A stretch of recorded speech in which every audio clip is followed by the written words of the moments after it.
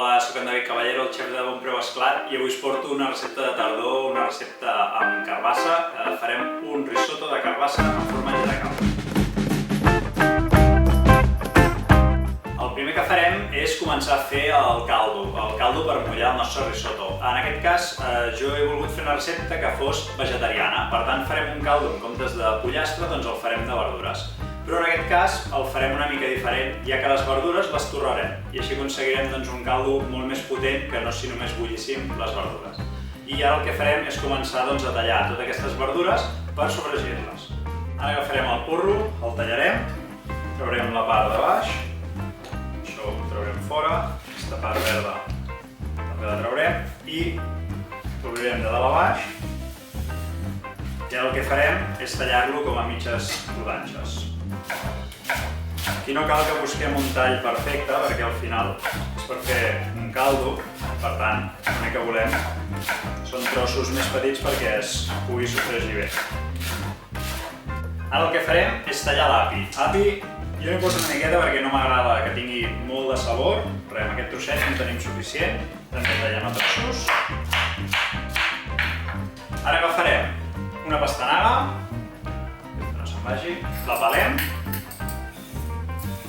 i també la tallarem com a mitges rodanxes, fem les puntes,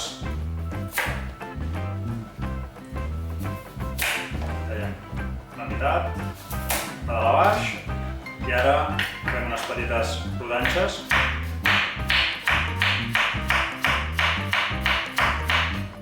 En aquest cas li posarem una mica de nap, el pelem també com si fos la pastanaga, no el ficarem tot, ficarem la meitat, perquè també té un sabor bastant potent.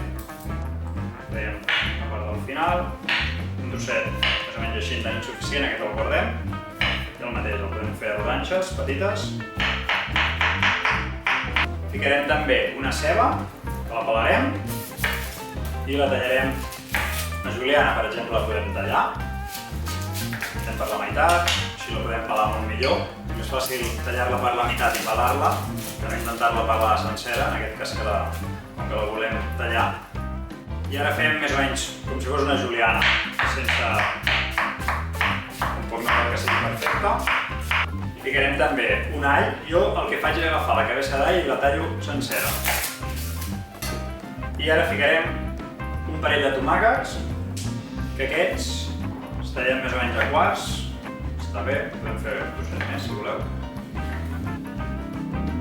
Podem tallar-lo així per la meitat, perquè tregui millor tota l'aigua. I aquest sí que el deixarem a part. Primer sofregirem les verdures i després ja li posarem el tomàquet, perquè si no ens deixarà anar molta aigua i aleshores no ens deixaria que es coés bé tota la verdura perquè agafaria aigua i no s'acabaria de sofregir. Per tant, aquest el reservem a part i començarem fent el caldo amb les verdures que tenim tallades. Bé, doncs ja tenim una olla al foc, li posarem una miqueta d'oli d'oliva, encenem el foc i ja comencem a sofregir les verdures. Li posem bastanta canya. Si volem que això quedi molt sofregit, com més sofregit, més sabor tindrà el caldo, més fos serà i millor ens quedarà, doncs, en aquest cas, el risotto. Fiquem les verdures i les comencem a sofregir ben fort. Afegim també una fulla de llaurer i unes boles de pebre. I remenem. Afegim també unes branques de romaní fresc.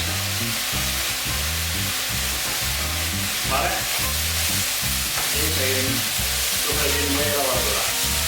Evitant que es cremi, però sí que es torri molt bé. Quan la tinguem ben torrada, afegirem el tomàquet, el deixarem també torrar una mica i després mullarem amb una miqueta de licor per donar-li també un toc una mica diferent. Seguim sofregint. Aquestes verdures ara ja tenen bastant bon color i ara el que farem és afegir el tomàquet i també el sofregirem bé. Aquí he posat aquestes verdures, però li podem ficar les que vulguem. Podem canviar el nap si no ens agrada, podem treure l'api, podem posar més ceba, és una mica el que vulgueu. Al final es tracta d'aconseguir un caldo de verdures amb molt de sabor, que sigui potent. Doncs ara afegim ja el tomàquet i seguim coent.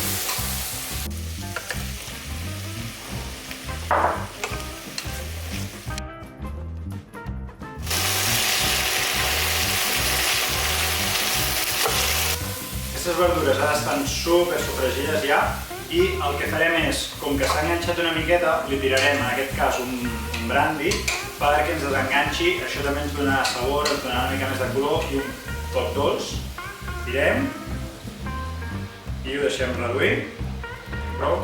I aquí, per exemple, he posat una mica de pebre vermell dolç, fumat, que jo també li tiro perquè ens donarà aquest toc així una mica fumat, ens donarà una mica més de vermell i a mi m'agrada com queda.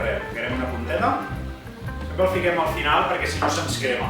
Si es crema amarga, llavors no tindria bon sabor. Ara deixem reduir i a la que ho tinguem reduït afegim ja l'aigua i ho deixem bullir. Doncs ara ja aboquem tota l'aigua i deixem bullir. Quanta estona ha de bullir? Doncs més o menys una mitja horeta a foc lent que vagi fent.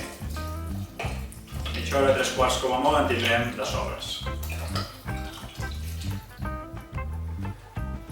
Hi posem una punteta de sal, només una punta, no volem salar-lo molt perquè si no quan redueix ens quedaria salat. Però sí que la sal ens ajuda una mica ara a treure sabor i que no estigui tan soso quan el comencem a coure. I ja està, el deixem més o menys aquesta mitja horeta que vagi fent i després ja el colarem. Pel nostre risotto també farem una teula de formatge que la ficarem a sobre per decorar, serà una teula molt cruixent. En aquest cas faig servir un formatge parmesà. A la recepta del risotto li fico formatge de cabra, però amb el formatge de cabra seria molt complicat fer una teula, ja que és un formatge que és molt greixós. I per això utilitzo un formatge tipus parmesà. Podria ser manxec, podria ser mediazabal fumat, i el que farem és ratllar-lo sobre de la paella molt finet i deixarem que es vagi fonent, després l'agafarem i quan refredi tindrem una teula supercruixent. I això ens servirà per decorar el plat. Agafem el parmesà i el ratllem directament sobre la paella. Hem de farem com una línia, però fineta. I ara deixem que es vagi coent a foc lent, jugant una miqueta amb el foc, li podem posar una miqueta més de temperatura, però que vagi fent, que es vagi secant a poc a poc. Si no ens quedaria molt torrat i cremat, i si se'ns crema tindrem un sabor una mica amarg. I no és el que volem, volem una teula superfina i que no ens amargui gens. Aquesta teula ja la tenim torradeta d'un cantó, la girarem i la torrem per l'altre cantó. I la girem perquè se'ns acabi de torrar de l'altre cantó, un minut més i ja la podrem treure. Ara que ja està cruixent, la traiem i la posem en un paper absorbent perquè tregui una miqueta del greix i no ens quedi curiosa. I la reservem fora de la nevera, que si no perdria tot el cruixent pel moment d'emplatar. Ara ja comencem a preparar el que seria el sofregit del risotto. Ja tenim a punt el nostre caldo que s'està bullint, tenim la teula de parmesà per acabar i ara només ens falta el sofregit, que tindrà carbassa i la comencem a pelar. Traiem la part de dalt i la part de baix. Agafem un ganivet d'aquests que té aquests petits forats perquè la carbassa deixa anar com un suc i s'enganxa molt en el ganivet. Per tant, si el fem servir un ganivet així, no se'ns enganxarà tant. Ara l'hem de pelar. Per pelar-la, jo prefereixo tallar-la per la meitat. Agafem i la pelem de dalt a baix.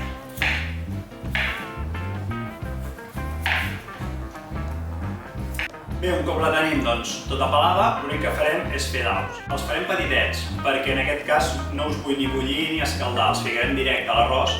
Per tant, els farem petitets perquè amb aquests 15-20 minuts que estarà bullint estiguin cuits, d'acord? Tallem de dalt a baix, daus petits. El que farem és juntar-ho com en blocs de 2 o 3. Mirem el ganivet, agafarem aquest que és una mica més gran, això ens ho apartarem. I ara ja fem tires de dalt a baix. I ara quan ja tenim aquests bastons, anem a fer els daus petits. I ja els tenim a punt per al sofregit. La següent cosa que farem és tallar la ceba pel sofregit. Tindrem un sofregit molt senzill, només de ceba i de carbassa. En aquest cas he triat una ceba, que és aquesta, l'escalunya, que és aquesta ceba francesa més petiteta, que té un sabor més suau que la ceba normal i estaria entre un all i una ceba. Ens donarà un sabor una mica diferent i no serà tan fort com la ceba. Així potenciem el sabor del formatge i de la carbassa. La pelem.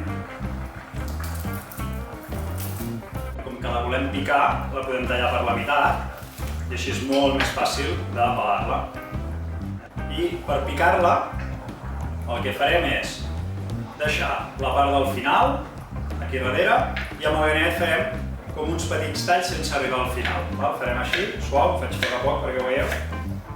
Ens queda com enganxat i farem un tall per la meitat fins al final. I un cop tinguem això, fem un ganivet més gran i anem fent aquest moviment de guillotina per tindre la ceba ja tallada. Bé, doncs ara ja tenim tots els ingredients a punt i comencem a fer el nostre risotto. El primer que farem és ficar-hi una miqueta d'oli, d'oliva, i una punteta de mantega. Si no voleu posar-hi mantega, no passa res, no li poseu, no passa res. L'únic que sí que és veritat que la mantega ens ajuda que tot quedi com una mica més melós, li dona un toc extra de sabor.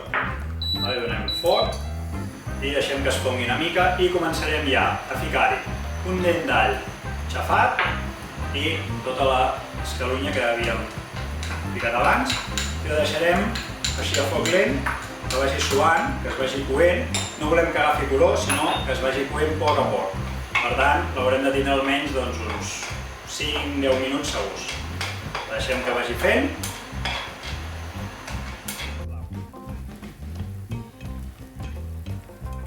Aquesta ceba, aquesta escalunya ja la tenim bastant cuita, no ens ha agafat color i ara el que farem és afegir-hi la carbassa i també la sofregirem una miqueta.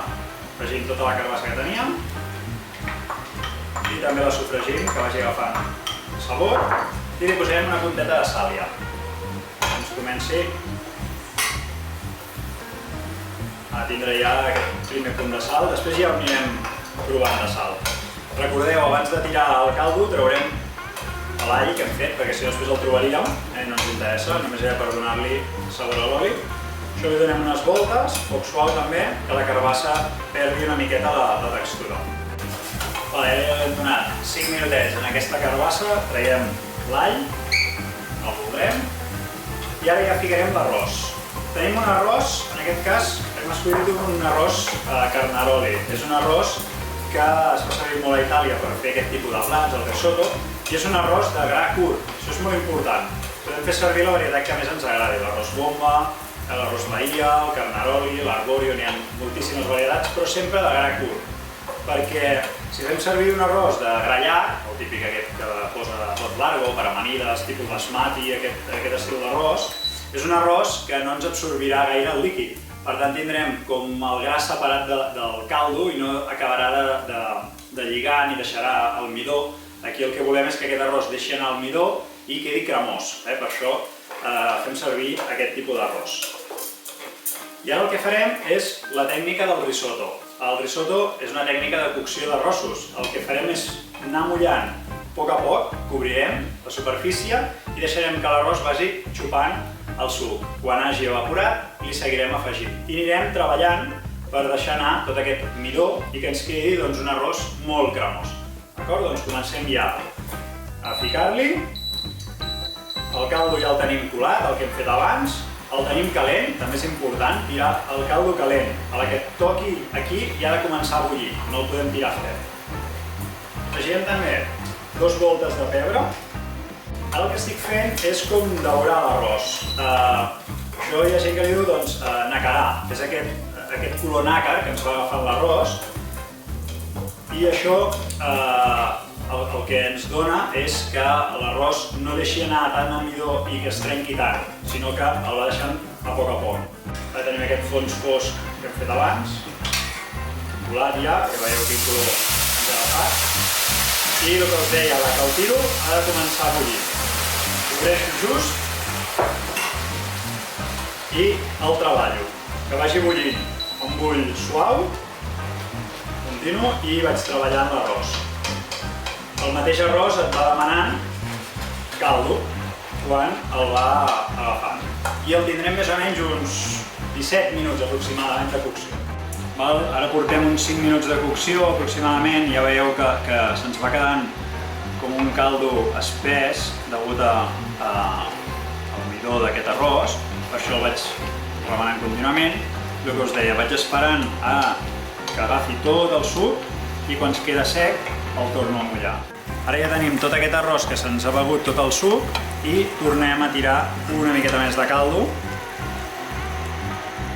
Ara ja hem passat aproximadament aquests 17 minuts, ja pràcticament el tenim. Deixarem que s'acabi de beure el caldo, pararem i deixarem reposar un minutet abans d'incorporar el que seria el formatge.